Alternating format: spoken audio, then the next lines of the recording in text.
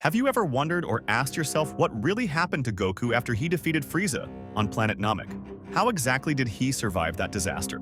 Who helped him? Well, that's exactly what we're going to talk about today. Hi guys, I'm Mr. 60 Anime. Today we'll be talking about what happened to Goku after he defeated Frieza on Namek. In Dragon Ball Z, they briefly mentioned what happened, but Goku himself never fully explained it, and we didn't get to see it unfold in detail.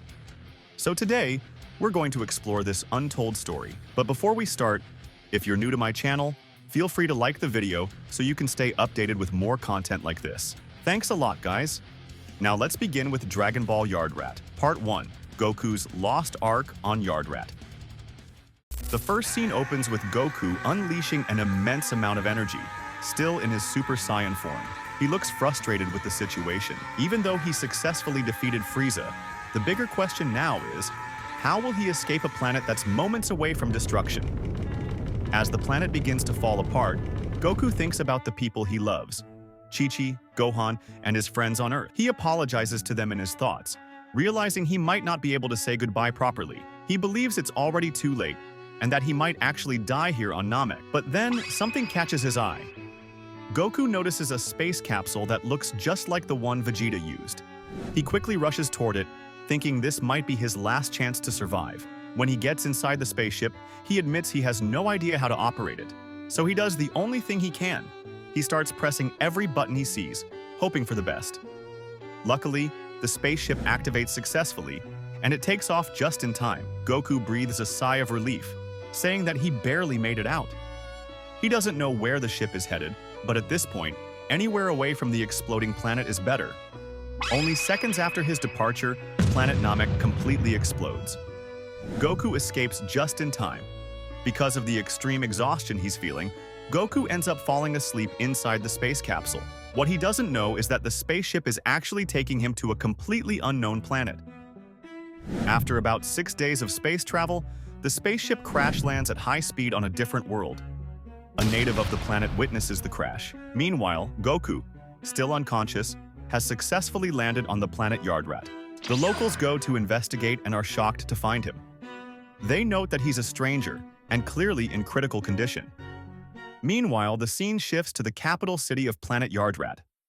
One of the natives, a Yardratian, speaks and offers a warm greeting to the unfamiliar stranger, Goku. When Goku sees this individual, he's visibly surprised and simply responds with a polite, "Hi." Goku then asks, "Where am I? And who are you?"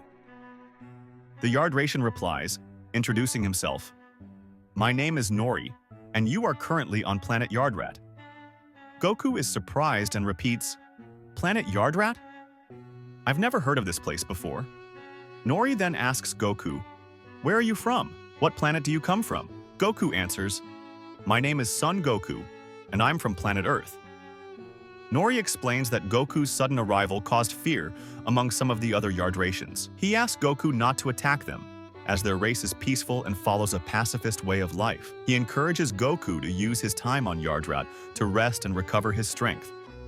Goku reassures them, saying, "Don't worry, I don't want to hurt anyone. Right now, I just want to go home." Nori responds, "Perfect timing. We actually have new clothes for you. The ones you're wearing are pretty damaged." Goku quickly changes into the outfit provided by Nori. Nori compliments him, saying the clothes suit him well. She even jokes flirtatiously, "You kind of look like my Prince Charming." But as we know, Goku tends to be quite naive about these things. He doesn't catch on to Nori's flirting and instead says, "I'm not really comfortable in this outfit yet. I think I just need some time to get used to it." At this point, Nori is clearly infatuated with Goku and suddenly says, "Kiss me, my hero." Goku, taken aback, quickly replies, "I don't like that kind of stuff," and immediately sprints away at full speed. He even starts asking the other Yardratians for help, hoping someone can guide him out of there. Eventually, Goku manages to escape and breathes a sigh of relief. "Finally, I got out of that place," he says. But just a few seconds later, bam! Nori suddenly teleports right in front of Goku, startling him. Goku is shocked, having never seen that kind of technique before. Then Nori uses another move, a paralysis technique, which hits Goku directly. Goku is stunned and realizes he can't move his body. Taking advantage of the situation, Nori kicks Goku hard in the face. In disbelief, Goku mutters, "Now I understand where my wife Chi-Chi got her temper. Maybe she's originally from Yardrat. Nori responds ominously. No matter where you go, I'll find you. You can't hide from me. Just as things seem to be getting worse, another Yardration arrives and intervenes. He tells Nori to stop bothering the stranger and to leave him alone for now. Nori reluctantly backs off but teases Goku, saying, "See you later." The other Yardration then apologizes to Goku for Nori's behavior. Goku just laughs it off.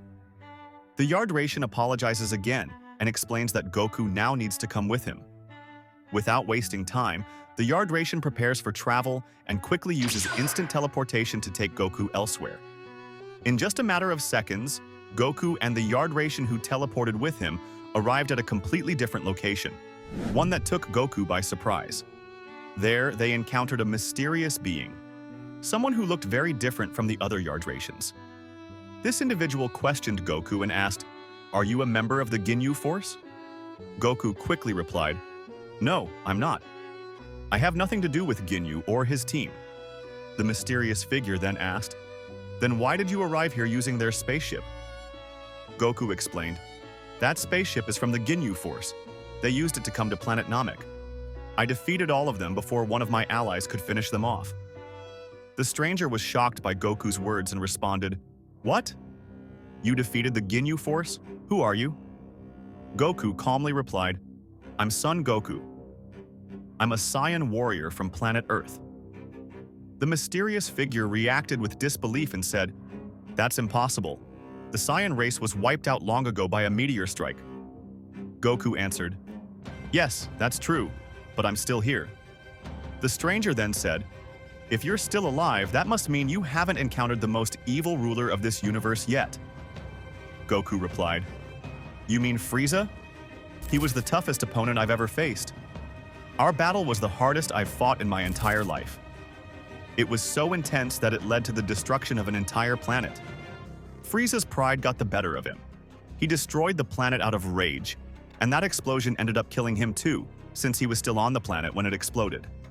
Hearing all of this, the stranger still had doubts. He thought to himself, Frieza was incredibly powerful, but this man actually defeated him. Just how strong is he? The stranger finally introduced himself and said, "I'm glad you defeated someone like Frieza. He was a major threat to us. My name is Soba, and I'm from a planet that is a cousin world to Yardrat. One day, the Ginyu Force came to our planet and wiped out most of our population. I fought back with everything I had and even managed to defeat one of them. But there were just too many of them, and I was eventually overwhelmed. They thought I was dead, so I managed to escape and found refuge here on Planet Yardrat." He continued, "Yardrat was able to avoid being destroyed by negotiating with the Ginyu Force. The Yardrations offered a deal. They would provide repair and maintenance services for the Force's spaceships in exchange for peace. But I believe that deal is weak.